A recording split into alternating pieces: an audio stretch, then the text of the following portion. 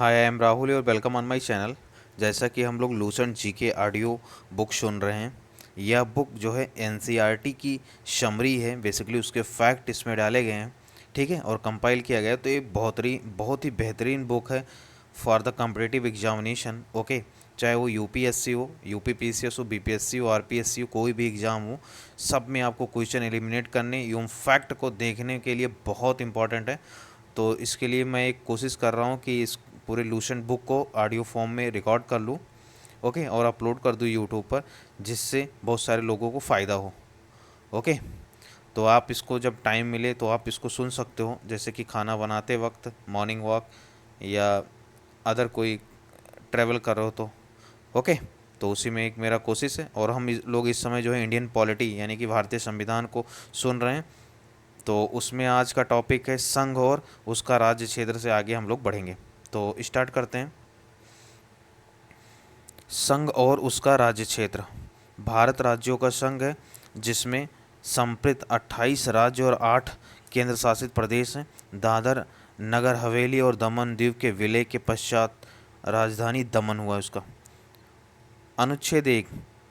Bharat number 1, Bharat अर्थात India राज्यों का संघ होगा। 2, राज्य और उसके राज्य क्षेत्र वह होंगे जो पहली अनुसूची में निर्दिष्ट हैं। नंबर 3, भारत में के राज्य क्षेत्र में अर्जित किए गए अन्य राज्य क्षेत्र समाविष्ट होंगे। अनुच्छेद 2, भारत की संसद की विधि द्वारा ऐसे निर्बंधों और शर्तों पर जो वह ठीक समझे संघ में नए राज्यों का प्रवेश या उनकी स्थापना की शक्ति प्रदान की गई। अनुच्छेद 3, नए राज्यों का निर्माण और वर्तमान राज्यों के क्षेत्रों, सीमाओं या नामों में परिवर्तन संसद विधि द्वारा की जा सकती है। अगला टॉपिक है राज्यों का पुनर्गठन। भारत के भाषा के आधार पर राज्यों का पुनर्गठन उचित है या नहीं, इसकी जांच के लिए संविधान सभा के अध्यक्ष राजेंद्र प्रसाद ने इलाहाबाद उच्च न्यायालय के अवकाश प्राप्त न्यायाधीश एस के धर की अध्यक्षता में एक 4 सदस्यीय आयोग की नियुक्ति की। इस आयोग ने भाषा के आधार पर राज्यों के पुनर्गठन का विरोध किया और प्रशासनिक सुविधा के आधार पर राज्यों के पुनर्गठन का समर्थन किया। धर आयोग के निर्णयों की परीक्षा करने की कांग्रेस कार्य समिति ने पहले जयपुर अधिवेशन में जवाहरलाल नेहरू, वल्लभ भाई पटेल और पट्टाभी सीतारमैया की एक समिति का गठन किया। इस समिति ने भाषाई आधार पर राज्यों के पुनर्गठन की मांग को खारिज कर दिया। नेहरू, पटेल एवं सीतारमैया जेवीपी समिति की रिपोर्ट के बाद मद्रास राज्य के तेलुगु भाषियों ने पोटी श्री रमल्लू के नेतृत्व में आंदोलन प्रारंभ हुआ। 58 दिन के आमरण अनशन के बाद 15 दिसंबर 1952 ईस्वी को रामल्लू की मृत्यु हो गई। रामल्लू की मृत्यु के बाद प्रधानमंत्री नेहरू ने तेलुगु भाषियों के लिए पृथक आंध्र प्रदेश के गठन की घोषणा कर दी। 1 अक्टूबर 1953 ईस्वी को आंध्र प्रदेश राज्य का गठन हो गया। यह राज्य स्वतंत्र भारत में भाषा के आधार पर गठित होने वाला पहला राज्य था। उस समय आंध्र प्रदेश की राजधानी करनूल थी। राज्य पुनर्गठन आयोग के अध्यक्ष फजल अली थे। इसके अन्य सदस्य पंडित हृदयनाथ कुंजरू और सरदार के.एम. पडिक्कर थे। राज्य पुनर्गठन अधिनियम जुलाई 1956 ईस्वी में पास किया गया। इसके अनुसार भारत में 14 राज्य, 6 केंद्र शासित प्रदेश स्थापित किए गए। राज्य पुनर्गठन आयोग 1953 में गठित हुआ था। नवंबर 1954 ईस्वी को फ्रांस की सरकार ने अपनी सभी बस्तियों पांडिचेरी, यनम, चंद्रनगर और केरीकल को भारत को सौंप दिया। 28 मई 1956 को इस संबंध में संधि पर हस्ताक्षर हो गए। इसके बाद इन सभी को मिलाकर पांडिचेरी संघ राज्य क्षेत्र का गठन किया गया। नए राज्यों का गठन। राज्य और गठन वर्ष। आंध्र प्रदेश 1 अक्टूबर 1953, महाराष्ट्र 1 मई 1960, गुजरात 1 मई 1960, नागालैंड 1 दिसंबर 1963, हरियाणा 1 नवंबर 1966, हिमाचल प्रदेश 25 जनवरी 1971, मेघालय, मणिपुर और त्रिपुरा 21 जनवरी 1972 को, तीनों राज्य। सिक्किम 26 अप्रैल 1995, मिजोरम 20 फरवरी 1987, अरुणाचल प्रदेश 20 फरवरी 1987, गोवा 30 मई 1987, छत्तीसगढ़ 1 नवंबर 2000, उत्तराखंड 9 नवंबर 2000, झारखंड 15 नवंबर 2000, तेलंगाना 2 जून 2014। भारत सरकार ने 18 दिसंबर 1961 को गोवा, दमन, दीव की मुक्ति के लिए पुर्तगालियों के विरुद्ध कार्रवाई की और उन पर पूर्ण अधिकार कर लिया। 12वें संविधान संशोधन द्वारा गोवा, दमन व दीव को प्रथम परिशिष्ट में शामिल करके भारत का अभिन्न अंग बना दिया गया। वर्तमान समय में भारत में 28 राज्य एवं 8 राज्य संघ राज्य क्षेत्र हैं। इन्हें ही संविधान की प्रथम अनुसूची में शामिल किया गया है। क्षेत्रीय परिषद, भारत में 5 क्षेत्रीय परिषद हैं। इनका गठन राष्ट्रपति के द्वारा किया जाता है और केंद्रीय गृह मंत्री या राष्ट्रपति द्वारा मनोनीत केंद्रीय मंत्री क्षेत्रीय परिषद का अध्यक्ष होता है। संबंधित राज्यों के मुख्यमंत्री उपाध्यक्ष होते हैं, जो प्रतिवर्ष बदलते रहते हैं।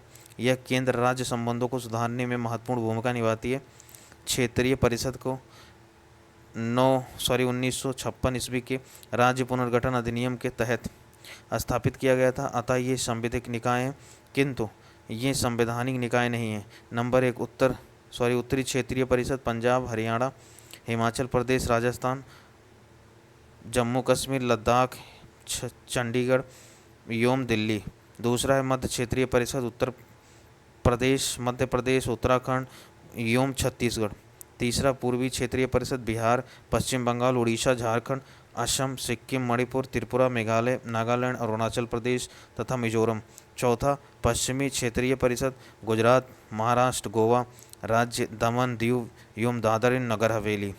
पांचवा दक्षिणी क्षेत्रीय परिषद आंध्र प्रदेश, तेलंगाना, केरल, कर्नाटक एवं तमिलनाडु एवं पुदुचेरी। छठा पूर्वोत्तर परिषद, इसका गठन संसदीय अधिनियम पूर्वोत्तर परिषद अधिनियम 1971 द्वारा किया गया। यह 8 अगस्त 1972 में अस्तित्व में आया है। इसके सदस्य में असम, मणिपुर, मिजोरम, अरुणाचल प्रदेश, नागालैंड, मेघालय, त्रिपुरा तथा सिक्किम सम्मिलित है। 1994 में सिक्किम पूर्वोत्तर परिषद का 8वां सदस्य बना। इसके कार्य कुछ अतिरिक्त कार्यों सहित वही हैं जो क्षेत्रीय परिषदों के हैं। वर्ष 2002 में पूर्वोत्तर परिषद अधिनियम में संशोधन के बाद परिषद में नंबर 1 संगठक राज्य का राज्यपाल, नंबर 2 संगठक राज्य के मुख्यमंत्री, नंबर 3 राष्ट्रपति द्वारा नाम निर्दिष्ट 3 सदस्य एवं चौथा भारत के गृह मंत्री को सदस्य के रूप में शामिल किया गया। 2018 के पुनर्गठन के बाद गृह मंत्री पूर्वोत्तर परिषद के अध्यक्ष और पूर्वोत्तर क्षेत्र विकास राज्य मंत्री उपाध्यक्ष होंगे। भारतीय नागरिकता भाग 2 अनुच्छेद 5 से 11। भारत में एकल नागरिकता का प्रावधान है। भारतीय नागरिकता अधिनियम 1955 ईस्वी के अनुसार निम्न में से किसी एक पर नागरिकता प्राप्त की जा सकती है। नंबर 1 जन्म से। प्रत्येक व्यक्ति जिसका जन्म संविधान लागू होने अर्थात 26 जनवरी 1950 ईस्वी को या उसके पश्चात भारत में हुआ हो, वह जन्म से भारत का नागरिक होगा। अपवाद राजनयिकों के बच्चे, विदेशियों के बच्चे। नंबर 2 वंश परंपरा द्वारा नागरिकता। भारत के बाहर अन्य देश में 26 जनवरी 1950 के पश्चात जन्म लेने वाला व्यक्ति भारत का नागरिक माना जाएगा यदि उसके जन्म के समय उसके माता पिता में से कोई भारत का नागरिक हो। नोट: माता की नागरिकता के आधार पर विदेश में जन्म लेने को नागरिकता प्रदान करने का प्रावधान नागरिकता संशोधन अधिनियम 1992 द्वारा किया गया है। नंबर 3 देशीयकरण द्वारा नागरिकता। भारत सरकार ने देशीयकरण का प्रमाण पत्र प्राप्त कर भारत की नागरिकता प्राप्त की जा सकती है। चौथा पंजीकरण द्वारा नागरिकता। निम्नलिखित वर्गों में आने वाले लोग पंजीकरण के द्वारा भारत की नागरिकता प्राप्त कर सकते हैं। नंबर 1 वह व्यक्ति जो पंजीकरण प्रार्थना पत्र देने की तिथि से 6 माह पूर्व से भारत में रह रहे हों। बी वह भारतीय जो अविभाज्य भारत से बाहर किसी देश में निवास कर रहे हों। वह स्त्रियां जो भारतीयों से विवाह कर चुकी हों या भविष्य में विवाह करेंगी। भारतीय नागरिकों के नाबालिग बच्चे। ई राष्ट्रमंडलीय देशों के नागरिक जो भारत में रहते हों या भारत सरकार की नौकरी कर रहे हों आवेदन पत्र देकर भारत की नागरिकता प्राप्त कर सकते हैं। 5वां भूमि विस्तार द्वारा। यदि किसी नए भूभाग को भारत में शामिल किया जाता है तो उसे उस क्षेत्र में निवास करने वाले व्यक्तियों को स्वतः भारत की नागरिकता प्राप्त हो जाती है। भारतीय नागरिकता संशोधन अधिनियम 1986। इस अधिनियम के आधार पर भारतीय नागरिकता संशोधन अधिनियम 1955 इस भी निम्न संशोधन किए गए।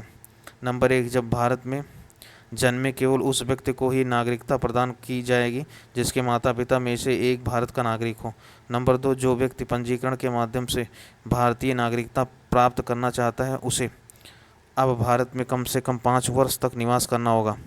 पहले यह अवधि 6 माह थी। देशीयकरण द्वारा नागरिकता तभी प्रदान की जाएगी जब संबंधित व्यक्ति कम से कम 10 वर्षों तक भारत में रह चुका हो।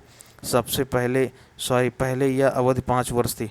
नागरिकता संशोधन अधिनियम 1986 जम्मू कश्मीर व असम सहित भारत के सभी राज्यों पर लागू होगा। भारतीय नागरिकता का अंत निम्न प्रकार से हो सकता है। नंबर 1, नागरिकता का परित्याग करने से। नंबर 2, किसी अन्य देश की नागरिकता स्वीकार कर लेने पर। नंबर 3, सरकार द्वारा नागरिकता छीनने पर। जम्मू कश्मीर राज्य के विधानमंडल को निम्न विषयों के संबंध में राज्य में अस्थायी रूप से निवास करने वाले व्यक्तियों को अधिकार तथा विशेषाधिकार प्रदान करने की शक्ति प्रदान की गई है। नंबर 1, राज्य के अधीन नियोजन के संबंध में। नंबर 2, राज्य में अचल संपत्ति के अर्जन के संबंध में। नंबर 3, राज्य में अस्थायी रूप से बस जाने के संबंध में। नंबर 4, छात्रवृत्तियाँ अथवा इसी प्रकार की सहायता जो राज्य सरकार प्रदान करे। मौलिक अधिकार, इसे संयुक्त राज्य अमेरिका के संविधान से लिया गया है। इसका वर्णन संविधान के भाग 3 में अनुच्छेद 12 से अनुच्छेद 35 तक। संविधान के भाग 3 को भारत का अधिकार पत्र मैग्ना कार्टा कहा जाता है। इसे मूल अधिकारों का जन्मदाता भी कहा जाता है। नोट, मैग्ना कार्टा एक फ्रांसीसी शब्द है, प्रयोग इंग्लैंड में। भारतीय नागरिकों के लिए मौलिक अधिकारों के प्रावधानों के अनुप्रयोगों में राज्य शब्द का उपयोग व्यापक अवधारणा में किया गया है। राज्य शब्द को परिभाषित अनुच्छेद 12 करता है।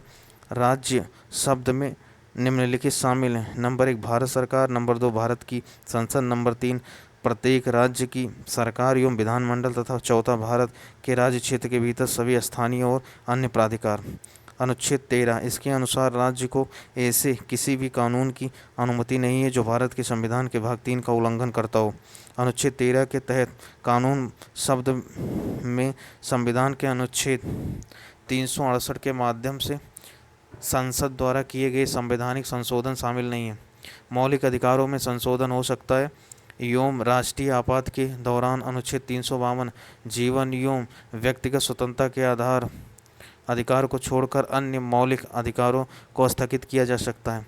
यह सीमित नहीं है लेकिन वाद योग्य होते हैं। राज्य उन पर युक्त प्रतिबंध लगा सकता है। प्रतिबंध का कारण उचित है या नहीं इसका निर्णय अदालत करती है।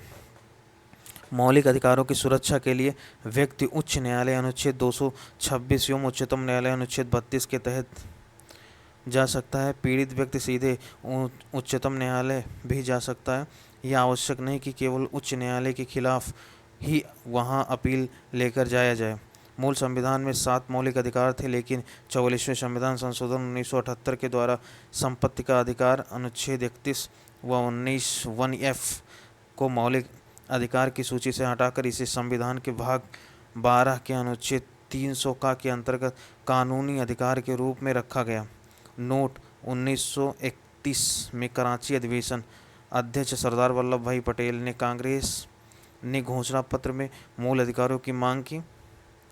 मूल अधिकारों का प्रारूप जवाहरलाल नेहरू ने बनाया था। मौलिक अधिकार, समता तथा समानता का अधिकार अनुच्छेद 14 से 18, स्वतंत्रता का अधिकार अनुच्छेद 19 से 22, शोषण के विरुद्ध अधिकार अनुच्छेद 23 से 24, धार्मिक स्वतंत्रता का अधिकार अनुच्छेद 25 से 28, संस्कृत और शिक्षा संबंधी अधिकार अनुच्छेद 29 से 30, संवैधानिक उपचारों का अधिकार अनुच्छेद 32। नंबर 1, समता या समानता का अधिकार अनुच्छेद 14, विधि के समझ समता। इसका अर्थ यह है कि राज्य सभी व्यक्तियों के लिए एक समान कानून बनाएगा तथा उन पर एक समान लागू करेगा। यह ब्रिटेन संविधान से लिया गया। अनुच्छेद 15, धर्म, नस्ल, जाति, लिंग या जन्मस्थान के आधार पर भेदभाव पर निषेध। राज्य के द्वारा धर्म, मूल वंश, जाति, लिंग एवं जन्मस्थान आदि के आधार पर नागरिकों के प्रति जीवन के किसी भी क्षेत्र में भेदभाव नहीं किया जाएगा। अनुच्छेद 16, लोक नियोजन के विषय में अवसर की समता। राज्य के अधीन किसी पद पर नियोजन या नियुक्ति से संबंधित विषयों में सभी नागरिकों के लिए अवसर की समानता होगी। अपवाद अनुसूचित जाति, अनुसूचित जनजाति एवं पिछड़ा वर्ग। अनुच्छेद 17 अस्पृश्यता का अंत। अस्पृश्यता के उन्मूलन के लिए इसे दंडनीय अपराध घोषित किया गया। अनुच्छेद 18 उपाधियों का अंत। सेना या विधा संबंधी सम्मान के सिवाय अन्य कोई भी उपाधि राज्य द्वारा प्रदान नहीं की जाएगी। भारत का कोई नागरिक किसी अन्य देश से बिना राष्ट्रपति की आज्ञा के कोई उपाधि स्वीकार नहीं कर सकता। नोट: भारत सरकार द्वारा भारत रत्न, पद्म विभूषण, पद्म भूषण, पद्म श्री, सेना द्वारा परम वीर चक्र, महावीर चक्र, वीर चक्र आदि पुरस्कार अनुच्छेद 18 के तहत ही दिए जाते हैं। नंबर 2 स्वतंत्रता का अधिकार। अनुच्छेद 19 मूल अधिकार में 7 तरह की स्वतंत्रता का उल्लेख है, अब सिर्फ 6 हैं। अनुच्छेद 19F संविधान का अधिकार। 44वां संविधान संशोधन 1978 के द्वारा हटा दिया गया। 6 तरह की स्वतंत्रता का अधिकार। नंबर 1 अनुच्छेद 19A बोलने की स्वतंत्रता। नंबर 2 अनुच्छेद 19B शांतिपूर्वक बिना हथियारों के एकत्रित होने और सभा करने की स्वतंत्रता। तीसरा अनुच्छेद 19C संघ बनाने की स्वतंत्रता। चौथा अनुच्छेद 19D देश के किसी भी क्षेत्र में आवागमन की स्वतंत्रता। पांचवा अनुच्छेद 19A किसी देश के किसी भी क्षेत्र में निवास करने और बसने की स्वतंत्रता। छठा अनुच्छेद 19G कोई भी व्यापार एवं जीविका चलाने की स्वतंत्रता। नोट: प्रेस की स्वतंत्रता का वर्णन अनुच्छेद 19A में ही है। अनुच्छेद 20 अपराधों के लिए दोष सिद्ध के संबंध में संरक्षण। इसके तहत 3 प्रकार की स्वतंत्रता का वर्णन है। नंबर 1 किसी भी व्यक्ति को एक अपराध के लिए सिर्फ एक बार सजा मिलेगी। नंबर 2 अपराध करने के समय जो कानून है उसी के तहत सजा मिलेगी, न कि पहले और बाद में बनने वाले कानून के तहत। तीसरा किसी भी व्यक्ति को स्वयं के विरुद्ध न्यायालय में गवाही देने के लिए बाध्य नहीं किया जाएगा। अनुच्छेद 21 प्राण एवं दैहिक स्वतंत्रता का संरक्षण। किसी भी व्यक्ति को विधि द्वारा स्थापित प्रक्रिया के अतिरिक्त उसके जीवन और व्यक्तिगत स्वतंत्रता के अधिकार से वंचित नहीं किया जा सकता। निजता का अधिकार अनुच्छेद 21 के तहत ही आता है। नोट: अनुच्छेद 21 के तहत प्रत्येक सरकार का दायित्व बनता है कि वह अपने नागरिकों को स्वस्थ एवं स्वच्छ पर्यावरण उपलब्ध कराए। इसके लिए भारत सरकार ने संसद से राष्ट्रीय हरित न्यायाधिकरण अधिनियम 2010 पारित कराया। अक्टूबर 2010 में राष्ट्रीय हरित न्यायाधिकरण की स्थापना की गई। राष्ट्रीय हरित न्यायाधिकरण की मुख्य पीठ नई दिल्ली में है, जबकि 4 अन्य पीठें भोपाल, पुणे, कोलकाता एवं चेन्नई में हैं। राष्ट्रीय हरित न्यायाधिकरण देश में पर्यावरण से संबंधित मामलों के उत्तरदायी है। अनुच्छेद 21 का राज्य 16 से 14 वर्ष की आयु के समस्त बच्चों को ऐसे ढंग से जैसा कि राज्य विधि द्वारा अवधारित करें निःशुल्क तथा अनिवार्य शिक्षा उपलब्ध कराएगा। 86वें संविधान संशोधन 2002 अनुच्छेद 22 कुछ दशाओं में गिरफ्तारी और निरोध से में संरक्षण। अगर किसी भी व्यक्ति को मनमाने ढंग से हिरासत में ले लिया गया हो तो उसे 3 प्रकार की स्वतंत्रता प्रदान की गई है। नंबर 1 हिरासत में लेने का कारण बताना होगा। नंबर 2 24 घंटे के अंदर आने जाने की समय को छोड़कर उसे दंडाधिकारी के समक्ष पेश किया जाएगा। नंबर 3 उसे अपने पसंद के वकील से सलाह लेने का अधिकार होगा। निवारक निरोध। भारतीय संविधान के अनुच्छेद 22 के खंड 3, 4, 5 व 6 में तत्संबंधी प्रावधानों का उल्लेख। निवारक निरोध कानून के अंतर्गत किसी व्यक्ति को अपराध करने के पूर्व ही गिरफ्तार किया जाता है। इसका उद्देश्य व्यक्ति को अपराध के लिए दंड देना नहीं वरन उसे अपराध करने से रोकना है। वस्तुतः यह निवारक निरोध राज्य की सुरक्षा, लोक व्यवस्था बनाए रखने तथा भारत की सुरक्षा संबंधी कारणों से हो सकता है। जब किसी व्यक्ति को निवारक निरोध कि किसी विधि के अधीन गिरफ्तार किया जाता है तब नंबर 1 सरकार ऐसे व्यक्ति को केवल 3 महीने तक अभिरक्षा में निरुद्ध कर सकती है। यदि गिरफ्तार व्यक्ति को 3 माह से अधिक समय के लिए निरुद्ध करना होता है तो इसके लिए सलाहकार बोर्ड का प्रतिवेदन प्राप्त करना पड़ता है। नंबर 2 इस प्रकार निरुद्ध व्यक्ति को यथाशीघ्र निरोध के आधार पर सूचित किए जाएंगे, किंतु जिन तथ्यों को निरस्त करना लोकहित के विरुद्ध समझा जाएगा उन्हें प्रकट करना आवश्यक नहीं है। नंबर 3, निरुद्ध व्यक्ति को निरोध आदेश के विरुद्ध अभ्यवेदन करने के लिए शीघ्र अवसर दिया जाना चाहिए। अगला टॉपिक निवारक निरोध से संबंधित अब तक बनाई गई विधियां। नंबर 1, निवारक निरोध अधिनियम 1950। भारत की संसद ने 26 फरवरी 1950 ईस्वी को पहला निवारक निरोध अधिनियम पारित किया। इसका उद्देश्य राष्ट्र विरोधी तत्वों को भारत की प्रतिरक्षा के प्रतिकूल कार्य से रोकना था। इसे 1 अप्रैल 1951 ईस्वी को समाप्त हो जाना था, किंतु समय समय पर इसका जीवन काल बढ़ाया जाता रहा। अंततः यह 31 दिसंबर 1971 को समाप्त हुआ। दूसरा, आंतरिक सुरक्षा व्यवस्था अधिनियम 1971 मीसा 44वें संविधान संशोधन 1979 इसके प्रतिकूल था और इस कारण अप्रैल 1979 में यह समाप्त हो गया। नंबर 3, विदेशी मुद्रा संरक्षण व तस्करी निरोध अधिनियम 1974। पहले इसमें तस्करी के लिए नज़रबंदी की अवधि 1 वर्ष थी, जिसे 13 जुलाई 1984 को एक अध्यादेश के द्वारा बढ़ाकर 2 वर्ष तक कर दिया गया। राष्ट्रीय सुरक्षा कानून 1980 जम्मू कश्मीर के अतिरिक्त अन्य सभी राज्यों में लागू किया गया। टाडा वगैरह समाप्त कर दिया गया है। पोटा ये भी समाप्त कर दिया गया है। एंड अब चलते हैं, तीसरा टॉपिक है शोषण के विरुद्ध अधिकार। अनुच्छेद 23, मानव के दुर्व्यापार और बलात् श्रम का प्रतिषेध। इसके द्वारा किसी व्यक्ति की खरीद बिक्री, बेगारी तथा इसी प्रकार का अन्य जबरदस्ती लिया हुआ श्रम निषिद्ध ठहराया गया है, जिसका उल्लंघन विधि के अनुसार दंडनीय अपराध है। नोट जरूरत पड़ने पर राष्ट्रीय सेवा करने के लिए बाध्य किया जा सकता है। अनुच्छेद 24, बालकों के नियोजन पर प्रतिषेध। 14 वर्ष से कम आयु वाले किसी बच्चे को कारखाने, खानों या अन्य किसी जोखिम भरे काम पर नियुक्त नहीं किया जा सकता। नंबर 4, धार्मिक स्वतंत्रता का अधिकार।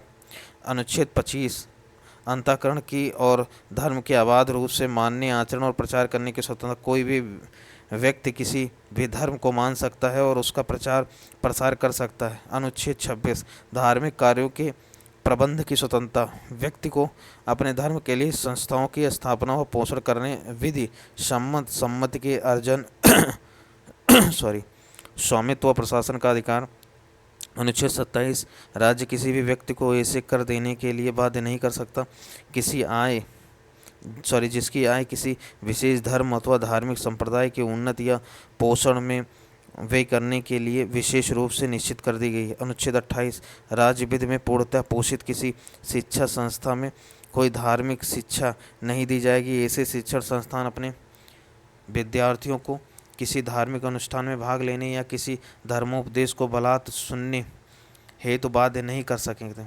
पांचवा, संस्कृति एवं शिक्षा संबंधी अधिकार। अनुच्छेद 29, अल्पसंख्यक वर्गों के हितों का संरक्षण। कोई भी अल्पसंख्यक वर्ग अपनी भाषा, लिपि और संस्कृति को सुरक्षित रख सकता है और केवल भाषा, जाति, धर्म और संस्कृति के आधार पर उसे किसी भी सरकारी शैक्षणिक संस्था में प्रवेश से नहीं रोका जाएगा। नोट, वर्तमान में 6 समुदायों मुस्लिम, फारसी, ईसाई, सिख, बौद्ध एवं जैन को अल्पसंख्यक वर्ग का दर्जा प्रदान किया गया है। अल्पसंख्यक समुदाय के विकास को समुचित आधार प्रदान करने के लिए 2005 में तत्कालीन केंद्र सरकार के द्वारा प्रधानमंत्री का 15 सूत्रीय कार्यक्रम प्रारंभ किया गया। अनुच्छेद 30, शिक्षा संस्थाओं की स्थापना और प्रशासन करने की अल्पसंख्यक वर्गों का अधिकार। कोई भी अल्पसंख्यक वर्ग अपनी पसंद का शैक्षणिक संस्था चला सकता है और सरकार उसे अनुदान देने में किसी भी तरह का भेदभाव नहीं करेगी। छठा, संवैधानिक उपचारों का अधिकार। संवैधानिक उपचारों के अधिकार को डॉक्टर BR अम्बेडकर ने संविधान की आत्मा कहा। अनुच्छेद 32, इसके अंतर्गत मौलिक अधिकारों को प्रवर्तित कराने के लिए समुचित कार्यवाहियों द्वारा उच्चतम न्यायालय में आवेदन करने का अधिकार प्रदान किया गया है। इस संदर्भ में सर्वोच्च न्यायालय को 5 तरह के समादेश रिट निकालने की शक्ति प्रदान की गई है। नंबर 1, बंदी प्रत्यक्ष हैवियस कार्पस। नंबर 2, परमादेश मैंडमस। नंबर 3, प्रतिषेध लेख प्रोहिबिशन। नंबर 4, उत्प्रेषण सेरिटरी। नंबर 5, अधिकार प्रेक्षा लेख। नंबर 1, बंदी प्रत्यक्षीकरण। इसे लैटिन भाषा से लिया गया है, जिसका शाब्दिक अर्थ है आपके पास शरीर। यह उस व्यक्ति की प्रार्थना पर जारी किया जाता है जो यह समझता है कि उसे अवैध रूप से बंदी बनाया गया है। इसके द्वारा न्यायालय बंदीकरण करने वाले अधिकारी को आदेश देता है कि वह बंदी बनाए गए व्यक्ति को निश्चित स्थान और निश्चित समय के अंदर उपस्थित करे, जिससे न्यायालय बंदी बनाए जाने के कारणों पर विचार कर सके। नंबर 2, परमादेश। इसका शाब्दिक अर्थ है हम आदेश देते हैं। परम आदेश का लेख उस समय जारी किया जाता है जब कोई पदाधिकारी अपने सार्वजनिक कर्तव्य का निर्वहन नहीं करता। इस प्रकार के आज्ञा पत्र के आधार पर पदाधिकारियों को उसके कर्तव्य का पालन करने का आदेश जारी किया जाता है। नंबर 3, प्रतिषेध लेख। इसका शाब्दिक अर्थ है रोकना। यह आज्ञा पत्र सर्वोच्च न्यायालय तथा उच्च न्यायालयों द्वारा निम्न न्यायालयों व अर्ध न्यायिक न्यायाधिकरणों को जारी करते हुए आदेश दिया जाता है कि इस मामले में अपने यहाँ कार्रवाई न करें, क्योंकि यह मामला उनके अधिकार क्षेत्र के बाहर है। चौथा, उत्प्रेषण। इसका शाब्दिक अर्थ है प्रमाणित होना या सूचना देना। इसके द्वारा अधीनस्थ न्यायालयों को यह निर्देश दिया जाता है कि वह अपने 5 लंबित मुकदमों के न्याय निर्णय के लिए उसे वरिष्ठ न्यायालय को भेजे। 5वां, अधिकार परीक्षा लेख। जब कोई व्यक्ति ऐसे पदाधिकारी के रूप में करने लगता है जिसके रूप में कार्य करने का उसे वैधानिक रूप में अधिकार नहीं है, तो न्यायालय अधिकार परीक्षा के आदेश के द्वारा उसे व्यक्ति से पूछता है कि वह किस अधिकार में से कार्य कर रहा है, और जब तक वह इस बात का संतोषजनक उत्तर नहीं देता वह कार्य नहीं कर सकता। दंड से संबंधित संवैधानिक शब्दावली। क्षमा, पॉर्डन, पूर्णतः माफ कर देना। इसका तकनीकी मतलब है कि अपराध कभी हुआ ही नहीं। लघुकरण, कम्यूटेशन, सजा की प्रकृति को बदलना, जैसे मृत्युदंड को कठोर कारावास में बदलना। परिहार, रिमिशन, सजा की अवधि की बदलना, जैसे 2 वर्ष के कठोर कारावास को 1 वर्ष की कठोर कारावास में बदलना। विराम, रिस्पाइट, विशेष परिस्थितियों की वजह से सजा को कम करना, जैसे शरीर अपंगता या महिलाओं की गर्भावस्था के कारण। प्रविलंबन, रिप्रीव, किसी दंड को कुछ समय के लिए टालने की प्रक्रिया, जैसे फांसी को कुछ समय के लिए टालना। मौलिक अधिकार में संशोधन। गोलकनाथ बनाम पंजाब राज्य 1967 के निर्णय से पूर्व दिए गए निर्णयों में यह निर्धारित किया गया था कि संविधान के किसी भी भाग में संशोधित किया जा सकता है जिसमें अनुच्छेद 368 एवं मूल अधिकार को शामिल किया गया है। सर्वोच्च न्यायालय ने गोलकनाथ बनाम पंजाब राज्यवाद 1967 के निर्णय में अनुच्छेद 368 में निर्धारित प्रक्रिया के माध्यम से मूल अधिकारों में संशोधन पर रोक लगा दी, अर्थात संसद मूल अधिकारों में संशोधन नहीं कर सकती।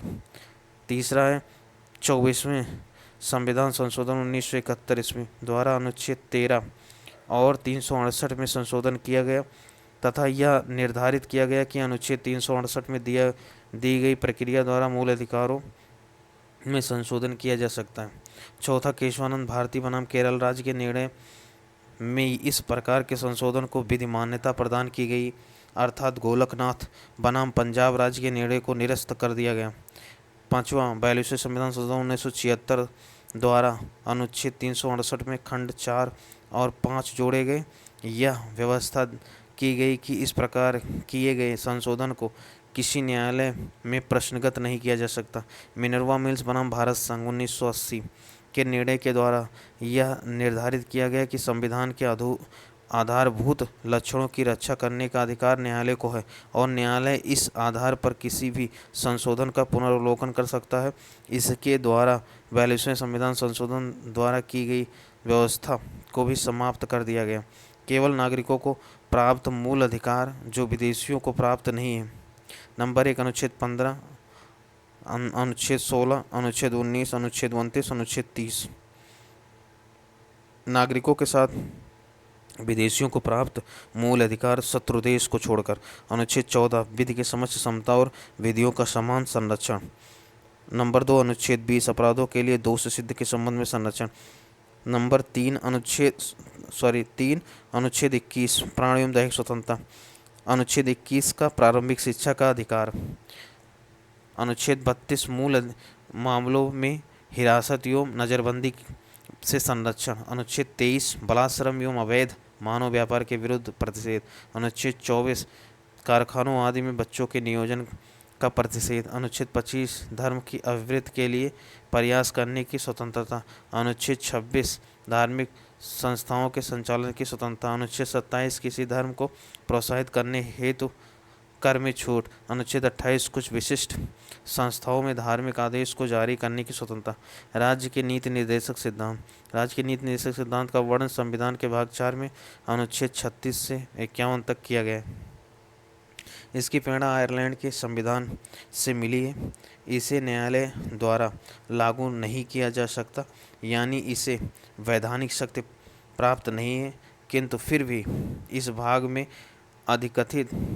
अधिकथित तत्व देश के शासन में मूलभूत हैं और विधि बनाने में इन तत्वों को लागू करना राज्य का कर्तव्य होगा। यानी भारतीय संविधान के अनुसार राज्य का नीति निर्देशक तत्व शासन के लिए आधारभूत है। Note: B R. अम्बेडकर ने राज्य की नीति निर्देशक तत्व को भारत के संविधान की 8वीं अनुसूची कहा है। भारत के संविधान में कल्याणकारी राज्य की संकल्पना का समावेश राज्य की नीति निर्देशक तत्वों में किया गया है। कल्याणकारी राज्य का उद्देश्य सामाजिक और आर्थिक प्रजातंत्र की स्थापना करना होता है, यानी सामाजिक और आर्थिक प्रजातंत्र की स्थापना के उद्देश्य से ही संविधान में नीति निर्देशक तत्वों को शामिल किया गया है। नोट: भारत सरकार अधिनियम 1935 में अंतर्दिष्ट अनुदेश प्रपत्र को भारतीय संविधान में राज्य के नीति निर्देशक तत्वों के रूप में समाविष्ट किया गया है। यह प्रपत्र 1935 के अधिनियम के तहत ब्रिटिश सरकार द्वारा भारत के गवर्नर जनरल और प्रांतों के गवर्नरों को जारी किया जाता है। राज्य की नीति निर्देशक सिद्धांत निम्न है। अनुच्छेद 38 राज्य लोक कल्याण की अभिवृद्धि के लिए सामाजिक व्यवस्था बनाएगा, जिससे नागरिक को सामाजिक और आर्थिक एवं राजनीतिक न्याय मिलेगा। अनुच्छेद 39 इसमें आर्थिक न्याय प्राप्त करने के सिद्धांत का उल्लेख है। अनुच्छेद 39 का पुरुष और स्त्रियां सभी नागरिकों को जीविका के पर्याप्त साधन प्राप्त करने का अधिकार हो। अनुच्छेद 39 का समुदाय की भौतिक संपदा का स्वामित्व और नियंत्रण इस प्रकार बटा हो जिससे सामूहिक हितों का सर्वोत्तम साधन बन सके। इस खंड के अधीन उद्देश्यों की पूर्ति के लिए राज्य उत्पादन के साधनों का राष्ट्रीयकरण कर सकता है। अनुच्छेद 39 का आर्थिक व्यवस्था इस प्रकार चले जिससे धन और उत्पादन के साधन का साधारण के अहित के लिए केंद्रण न हो, यानी धन का समान वितरण न हो। अनुच्छेद 39 घ पुरुषों और स्त्रियों दोनों के लिए समान कार्य के लिए समान वेतन। अनुच्छेद 39 अणा कर्मकारों के स्वास्थ्य और शक्ति का तथा बालकों की सुकुमार अवस्था का दुरुपयोग न हो और आर्थिक आवश्यकता से विवश होकर नागरिकों को ऐसे रोजगार में न जाना पड़े जो उनकी आयु या शक्ति के अनुकूल न हो। अनुच्छेद 39 बालकों को स्वतंत्र एवं गरिमामय वातावरण में स्वास्थ्य विकास के अवसर और सुविधाएं दी जाएं और बालकों व अल्पवय व्यक्तियों को शोषण से तथा नैतिक और आर्थिक परित्याग से रक्षा की जाए। खंड 42वें संविधान संशोधन द्वारा जोड़ा गया। अनुच्छेद 40 ग्राम पंचायतों के संगठन। ग्राम पंचायतों का संगठन। अनुच्छेद 41 कुछ दशाओं में काम, शिक्षा और लोक सहायता पाने का अधिकार। नोट: 15 अगस्त 1995 से प्रभाव में आया राष्ट्रीय सामाजिक कार्यक्रम भारतीय संविधान को अनुच्छेद 41 के प्रावधानों की पूर्ति करता है। इसका उद्देश्य गरीबों को सामाजिक सहायता उपलब्ध कराना। वर्तमान में इसमें 5 योजनाएं शामिल हैं। नंबर 1 इंदिरा गांधी राष्ट्रीय वृद्धावस्था पेंशन योजना। नंबर 2 इंदिरा गांधी राष्ट्रीय विधवा पेंशन योजना। नंबर 3 इंदिरा गांधी राष्ट्रीय विकलांगता पेंशन योजना। नंबर 4 राष्ट्रीय परिवार लाभ योजना। नंबर 5 अन्नपूर्णा योजना। अनुच्छेद 42 काम की न्याय संगता और मनोवचित दशाओं का तथा प्रसूति सहायता का उपबंध। अनुच्छेद 43 कर्मकारों के लिए निर्वाचन, मजदूरी एवं कुटीर उद्योग को प्रोत्साहन। अनुच्छेद 44 नागरिकों के लिए एक समान सिविल संहिता। अनुच्छेद 46 अनुसूचित जातियों, अनुसूचित जनजातियों और अन्य दुर्बल वर्गों की शिक्षा अर्थ संबंधी हितों की अभिवृद्धि। अनुच्छेद 47 पोषाहार स्तर, जीवन स्तर को ऊंचा करने तथा लोक सहायता को सुधार करने का राज्य का कर्तव्य। अनुच्छेद 48 कृषि एवं पशुपालन का संगठन। अनुच्छेद 48 का पर्यावरण का संरक्षण तथा संवर्धन और वन एवं वन्य जीवों की रक्षा। अनुच्छेद 49 राष्ट्रीय महत्व के स्मारकों, स्थानों व वस्तुओं का संरक्षण। अनुच्छेद 50 कार्यपालिका एवं न्यायपालिका का पृथक्करण। अनुच्छेद 51 अंतर्राष्ट्रीय शांति और सुरक्षा की अभिवृद्धि।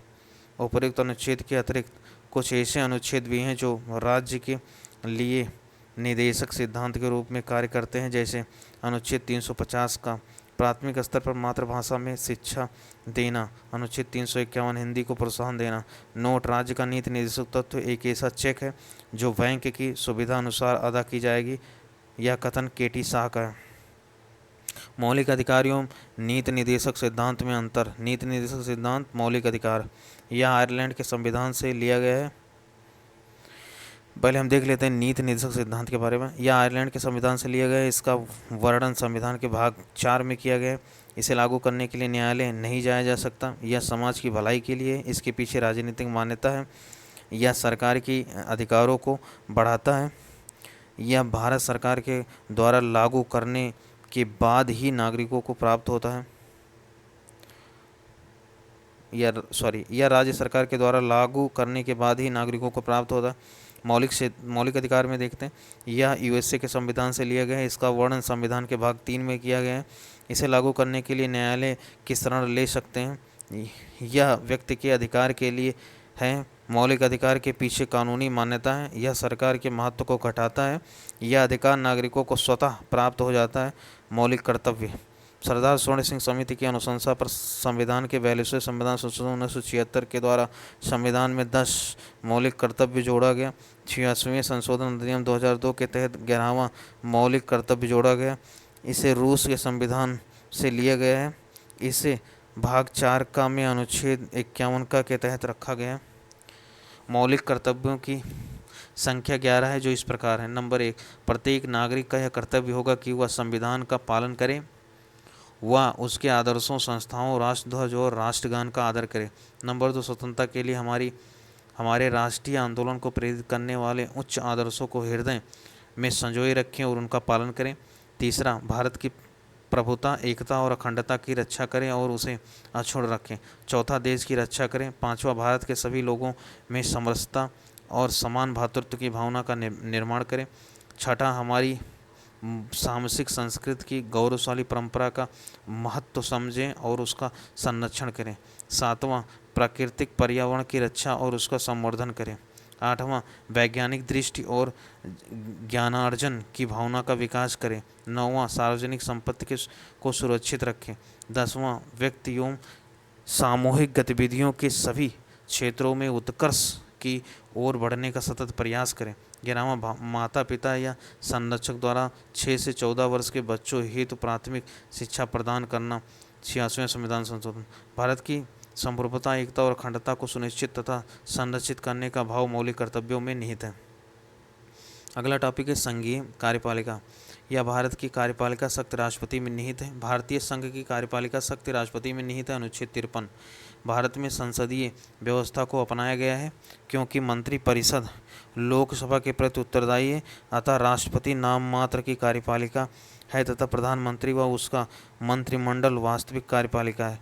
राष्ट्रपति अनुच्छेद 52 राष्ट्रपति देश का संवैधानिक प्रधान होता है। राष्ट्रपति भारत का प्रथम नागरिक कहलाता है। राष्ट्रपति पद की योग्यता संविधान के अनुच्छेद 58 के अनुसार कोई व्यक्ति राष्ट्रपति के योग्य तब होगा जब यह नंबर 1 भारत का नागरिक हो, नंबर 2 35 वर्ष की आयु पूरी कर चुका हो, नंबर 3 लोकसभा का सदस्य निर्वाचित किए जाने योग्य हो, चौथा चुनाव के समय लाभ का पद धारण नहीं करता हो। नोट, यदि व्यक्ति राष्ट्रपति या उपराष्ट्रपति के पद पर हो या संघ अथवा किसी राज्य की मंत्रिपरिषद का सदस्य हो तो वह लाभ का पद नहीं माना जाएगा। राष्ट्रपति के निर्वाचन के लिए निर्वाचक मंडल अनुच्छेद 54 इसमें राज्यसभा, लोकसभा और राज्यों की विधानसभा के निर्वाचित सदस्य रहते हैं। नवीनतम व्यवस्था के अनुसार पुदुचेरी विधानसभा तथा दिल्ली की विधानसभा के निर्वाचित सदस्य को भी सम्मिलित किया गया। राष्ट्रपति पद की उम्मीदवार के लिए निर्वाचक मंडल के 50 सदस्य प्रस्तावक तथा 50 सदस्य अनुमोदक होते हैं। एक ही व्यक्ति जितनी बार चाहे राष्ट्रपति के पद पर निर्वाचित हो सकता है। राष्ट्रपति का निर्वाचन समानुपातिक प्रतिनिधित्व प्रणाली के तीसरे स्वरूप एकल संक्रमणीय मत पद्धति के द्वारा होता है। अनुच्छेद 55 राष्ट्रपति के निर्वाचन से संबंधित विवादों का निपटारा उच्चतम न्यायालय द्वारा किया जाता है।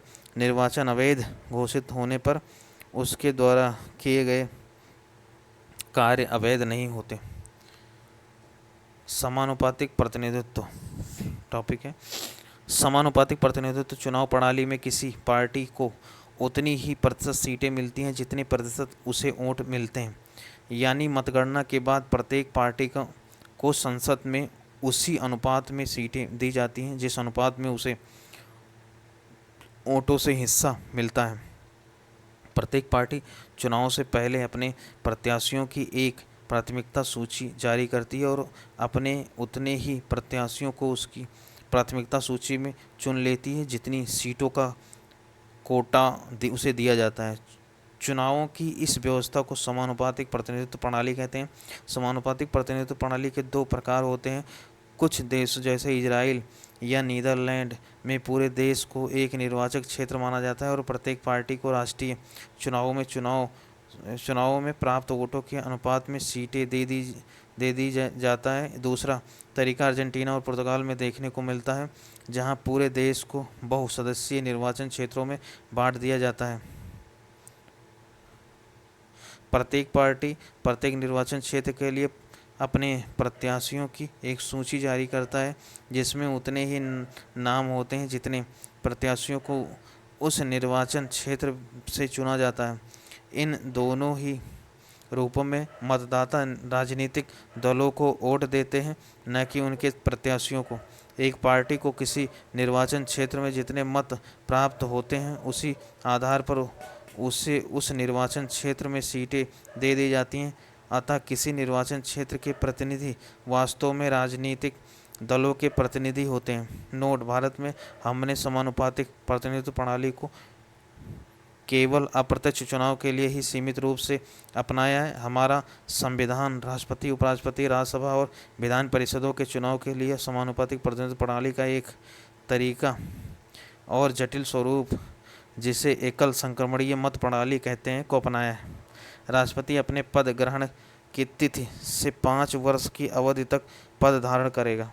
अपने पद की समाप्ति के बाद भी वह पद पर तब तक बना रहेगा जब तक उसका उत्तराधिकारी पद ग्रहण नहीं कर लेता। अनुच्छेद 55 पद ग्रहण करने से पूर्व राष्ट्रपति को एक निर्धारित प्रपत्र पर भारत के मुख्य न्यायाधीश अथवा उसकी अनुपस्थिति में उच्चतम न्यायालय के वरिष्ठतम न्यायाधीश के सम्मुख शपथ लेनी पड़ती है। नोट: अनुच्छेद 77(1) के अनुसार भारत सरकार की समस्त कार्यपालिका कार्यवाही राष्ट्रपति के नाम से ही हुई कही जाएगी और अनुच्छेद 77(3) के अनुसार राष्ट्रपति भारत सरकार का कार्य अधिक सुविधापूर्वक किए जाने के लिए और मंत्रियों में उक्त कार्य के आवंटन के लिए नियम बनाएगा। भारत के राष्ट्रपति नाम और कार्यकाल: doctor Rajendra Prasad first doctor Rajendra Prasad 1950 से लेकर 1962। दूसरा डॉक्टर एच राधाकृष्णन 1962 से 67। तीसरा डॉक्टर जाकिर हुसैन 1967 से 69। चौथा वीपी गिरी 1969 से 1974। पांचवा फखरुद्दीन अली अहमद 1974 से 77। छठा नीलम संजीव रेड्डी 1977 से 1982। ज्ञानी जैल सिंह 1982 से 87। आर वेंकटरमन 1987 से 92। डॉक्टर शंकर दयाल शर्मा 1992 से 97। के आर नारायणन 1997 से 2002। 11वां डॉक्टर एपीजे अब्दुल कलाम 2002 से 2007। प्रतिभा पाटिल 2007 से 2012। भारत के राष्ट्रपति नाम और कार्यालय: प्रणब मुखर्जी 2012 से 17। रामनाथ कोविंद 2017 से 22। द्रौपदी मुर्मू 2022 स्वतंत्रता के बाद पैदा होने वाली भारत की पहली राष्ट्रपति हैं। नोट बीपी गिरी ने 3 मई 1969 से 20 जुलाई 1969 ईस्वी तक, न्यायमूर्ति मोहम्मद हिदायतुल्लाह 20 जुलाई 1969 से 24 अगस्त 1969 ईस्वी तक, बीडी जत्ती 11 फरवरी 1977 से 25 जुलाई 1977 तक कार्यवाहक राष्ट्रपति के पद पर रहे। राष्ट्रपति निम्न दशाओं में 5 वर्ष से पहले भी त्याग सकता है। नंबर 1, उपराष्ट्रपति को संबोधित अपने त्यागपत्र द्वारा। यह त्यागपत्र उपराष्ट्रपति को संबोधित किया जाएगा जो इसकी सूचना लोकसभा के अध्यक्ष को देगा। अनुच्छेद 56(2) महाभियोग द्वारा हटाए जाने पर। अनुच्छेद 61 महाभियोग के लिए केवल एक ही आधार है जो अनुच्छेद 61(1) में उल्लिखित है, वह है संविधान का अतिक्रमण। राष्ट्रपति पर महाभियोग। अनुच्छेद 61 राष्ट्रपति द्वारा संविधान के प्रावधानों के उल्लंघन पर संसद के किसी भी सदन द्वारा उस पर महाभियोग लगाया जा सकता है, परंतु इसके लिए आवश्यक है कि राष्ट्रपति को 14 दिन पहले लिखित सूचना दी जाएगी, जिस पर उस सदन के 1/4 सदस्यों के हस्ताक्षर हो। संसद के उस सदन जिसमें महाभियोग का प्रस्ताव पेश है के 2/3 सदस्यों द्वारा पारित कर देने पर प्रस्ताव दूसरे सदन में जाएगा। तब दूसरा सदन राष्ट्रपति पर लगाए गए आरोपों की जांच करेगा या कराएगा, और ऐसी जांच में राष्ट्रपति के ऊपर लगाए गए आरोपों को सिद्ध करने वाला प्रस्ताव 2/3 बहुमत से पारित हो जाएगा। तब राष्ट्रपति पर महाभियोग की प्रक्रिया पूरी समझी जाएगी और उसी तिथि से राष्ट्रपति पदत्याग करना होगा। राष्ट्रपति की रिक्त को 6 महीने के अंदर भरना होता है। जब राष्ट्रपति पद की रिक्त पदावधि 5 वर्ष की समाप्ति से हुई है तो निर्वाचन पदावधि की समाप्ति के पहले ही कर लिया जाएगा। अनुच्छेद 62 किंतु यदि उसे पूरा करने में कोई विलम्ब हो जाता है तो राज अंतराल न होने पाए, इसलिए यह उपबंध है कि राष्ट्रपति अपने पद की अवधि समाप्त हो जाने पर भी तब तक बना रहेगा जब तक उसका उत्तराधिकारी पद धारण नहीं कर लेता। अनुच्छेद 56(1)(ग) ऐसी दशा में राष्ट्रपति उपराष्ट्रपति के रूप में कार्य नहीं करेगा। अन्य आकस्मिकताओं के राष्ट्रपति के कृत्यों का निर्वहन। अनुच्छेद 70 जब राष्ट्रपति एवं उपराष्ट्रपति दोनों का पद रिक्त हो, ऐसी आकस्मिकताओं में अनुच्छेद 70 राष्ट्रपति के कृत्यों का निर्वहन का उपबंध करता है। इसके अनुसार संसद जैसा उचित समझे वैसा उपबंध कर सकती है। इसी उद्देश्य से संसद ने राष्ट्रपति उत्तराधिकार अधिनियम 1969 में पारित किया है, जो यह उपबंधित करता है कि यदि उपराष्ट्रपति भी किसी कारणवश उपलब्ध नहीं है तो उच्चतम न्यायालय का मुख्य न्यायाधीश या उसके नहीं रहने पर उसी न्यायालय का वरिष्ठतम न्यायाधीश जो उस समय उपलब्ध हो राष्ट्रपति की कृत्यों को संपादित करेगा। राष्ट्रपति के वेतन एवं भत्ते। राष्ट्रपति का मासिक वेतन 5 लाख रुपया है। इसके अलावा उन्हें आजीवन फ्री मेडिकल, आवास और इलाज की सुविधा समेत अन्य भत्ते मिलते हैं। राष्ट्रपति का वेतन आयकर से मुक्त होता है।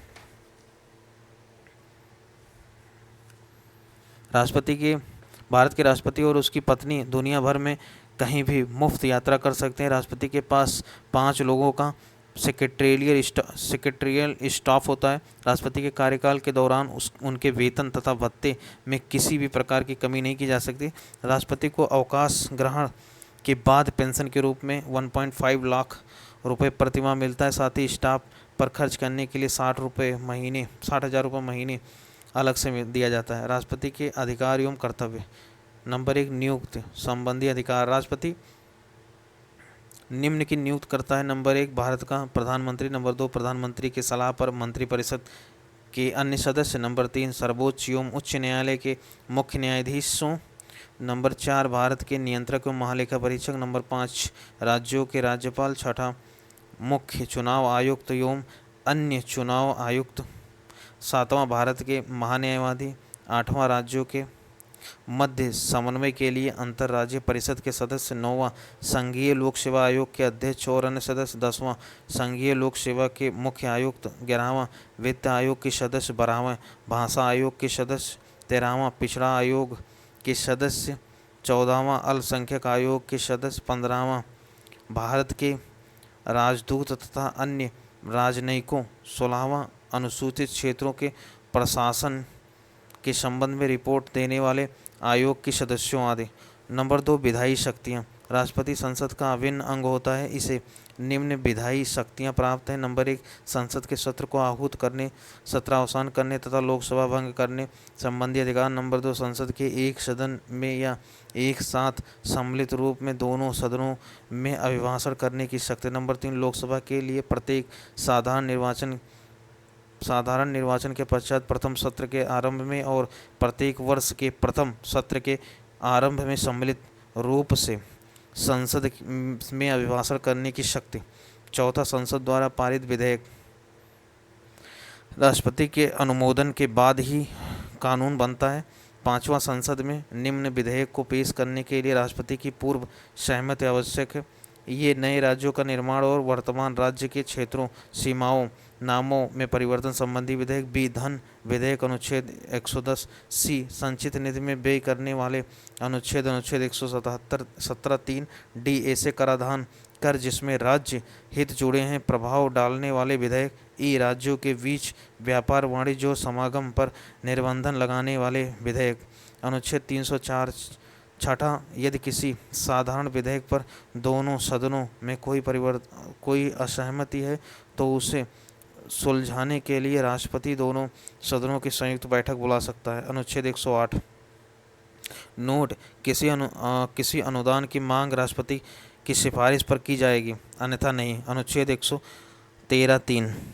नंबर 3, संसद सदस्यों के मनोनयन का अधिकार। राष्ट्रपति को लोकसभा में आंग्ल भारतीय समुदाय के व्यक्तियों का प्रतिनिधित्व नहीं होने पर उसे समुदाय के 2 व्यक्तियों को मनोनीत करने की शक्ति संविधान के अनुच्छेद 331 के तहत प्रदान की गई थी, जिसे 104वें संविधान संशोधन अधिनियम द्वारा समाप्त कर दिया गया है। इसी प्रकार वह कला, साहित्य, पत्रकारिता, विज्ञान तथा सामाजिक कार्यों में पर्याप्त अनुभव एवं दक्षता रखने वाले 12 व्यक्तियों को राज्यसभा में नामजद कर सकता है। अनुच्छेद 80(3).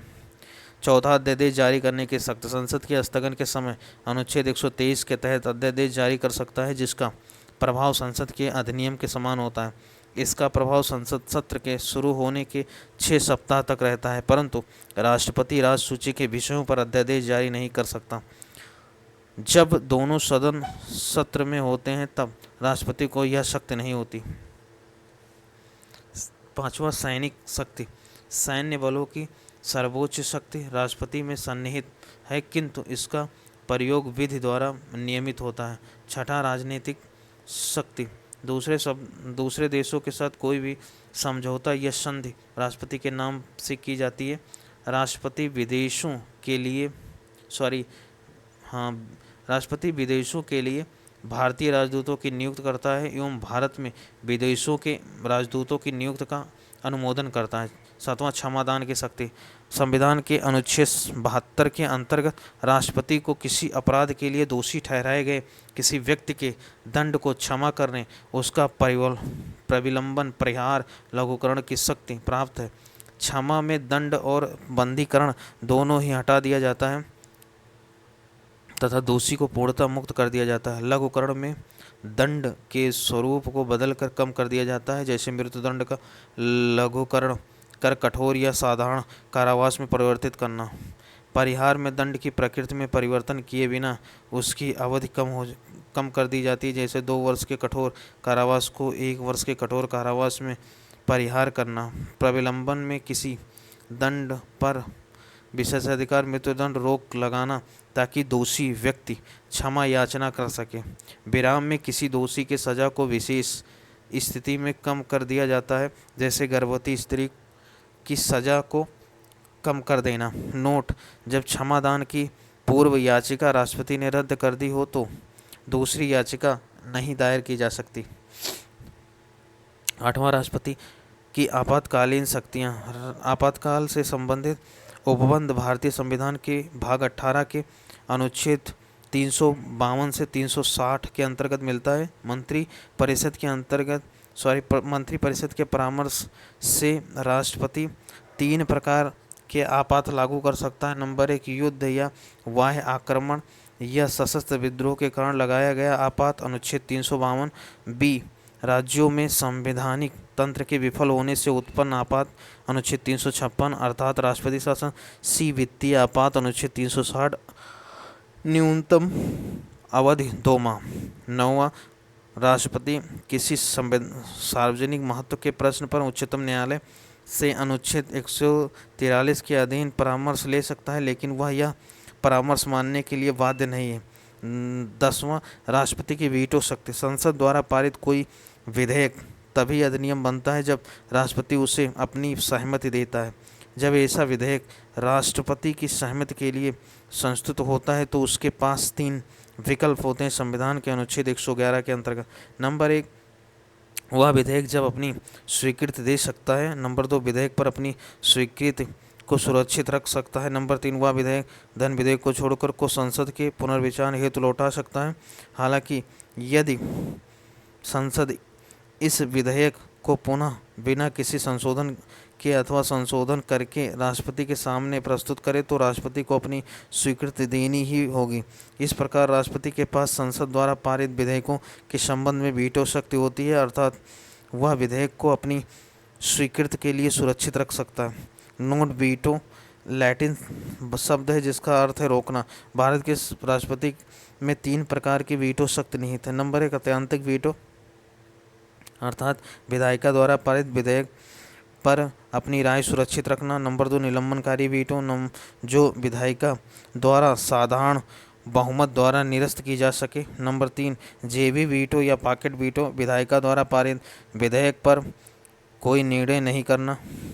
नंबर 1, ऐतिहासिक वीटो, इसका संबंध राष्ट्रपति को उस शक्ति से है जिसमें वह संसद द्वारा पारित किसी विधेयक को अपने पास सुरक्षित रखता है।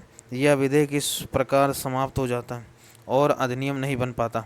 सामान्यतः यह वीटो निम्न 2 मामलों में प्रयोग किया जाता है। नंबर 1, गैर सरकारी सदस्यों के विधेयक के संबंध में अर्थात संसद का सदस्य जो मंत्री न हो द्वारा प्रस्तुत विधेयक। नंबर 2, सरकारी विधेयक के संबंध में जब मंत्रिमंडल त्याग दे जब विधेयक पारित हो गया हो तथा राष्ट्रपति की अनुमति मिलना शेष हो और नया मंत्रिमंडल राष्ट्रपति को इसी विधेयक पर अपनी सहमति न देने की सलाह दे।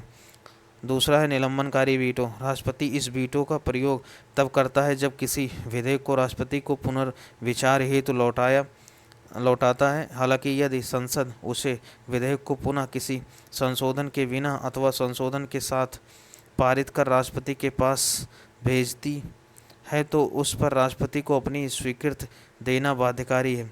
इसका अर्थ है कि राष्ट्रपति के पास इस वीटो को उस विधेयक को साधारण बहुमत से पुनः पारित कराकर निरस्त किया जा सकता है। नोट, राष्ट्रपति धन विधेयक के मामले में निलंबनकारी वीटो का प्रयोग नहीं कर सकता। राष्ट्रपति किसी धन विधेयक को अपनी स्वीकृति या तो दे सकता है या उसे रोक कर रख सकता है, परंतु उसे संसद को पुनर्विचार के लिए नहीं भेज सकता।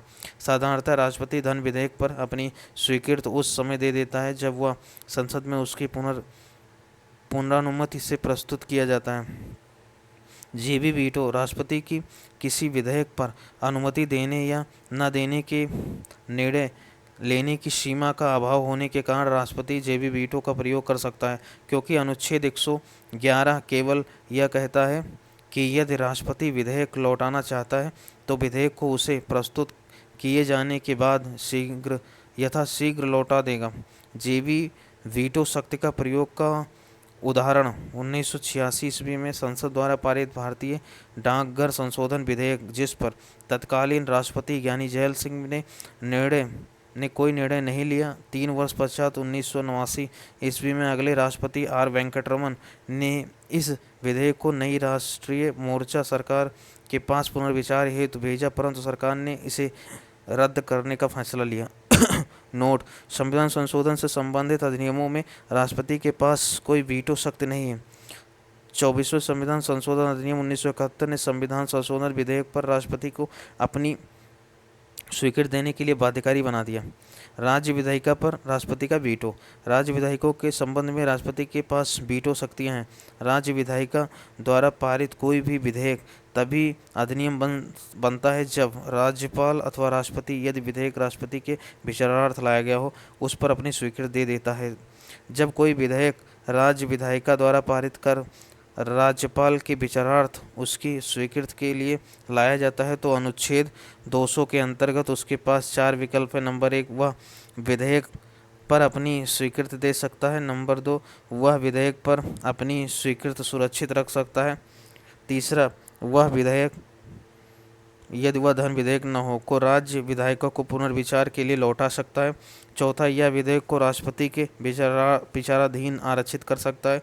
जब कोई विधेयक राज्यपाल द्वारा राष्ट्रपति के विचारार्थ आरक्षित किया जाता है तो राष्ट्रपति के पास 3 विकल्प अनुच्छेद 201 होते हैं। नंबर 1, वह विधेयक पर अपनी स्वीकृति दे सकता है, अथवा नंबर 2, वह विधेयक पर अपनी स्वीकृति सुरक्षित रख सकता है।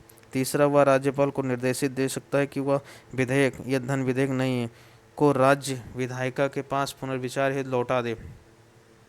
यदि राज्य विधायिका किसी संशोधन के बिना अथवा संशोधन करके पुनः पारित कर राष्ट्रपति के पास भेजती है तो राष्ट्रपति इस विधेयक पर अपनी सहमति देने के लिए बाध्य नहीं है। इसका अर्थ है कि राज्य विधायिका राष्ट्रपति के वीटो को निरस्त नहीं कर सकती। इसके अतिरिक्त संविधान में यह समय सीमा भी तय नहीं है कि राज्यपाल द्वारा राष्ट्रपति के विचारार्थ रखे विधेयक पर राष्ट्रपति कब तक अपना निर्णय दे। इस प्रकार राष्ट्रपति राज्य विधेयकों को अपना जेबी वीटो का प्रयोग कर सकता है। भारत में राष्ट्रपति के द्वारा संघ वित्त आयोग की सिफारिशों, नियंत्रक महालेखा परीक्षक के प्रतिवेदन, राष्ट्रीय अनुसूचित जाति आयोग एवं राष्ट्रीय अनुसूचित जनजाति आयोग के प्रतिवेदन को संसद के पटल पर रखवाया जाता है। डॉक्टर राजेंद्र प्रसाद भारत के प्रथम राष्ट्रपति थे। वह लगातार 2 बार राष्ट्रपति निर्वाचित हुए। डॉक्टर एस राधाकृष्णन लगातार 2 बार उपराष्ट्रपति तथा 1 बार राष्ट्रपति रहे। केवल वीपी गिरि के निर्वाचन के समय दूसरे चक्र की मतगणना करनी पड़ी। केवल नीलम संजीव रेड्डी ऐसे राष्ट्रपति हुए जो 1 बार चुनाव में हार गए, फिर बाद में निर्विरोध राष्ट्रपति निर्वाचित हुए।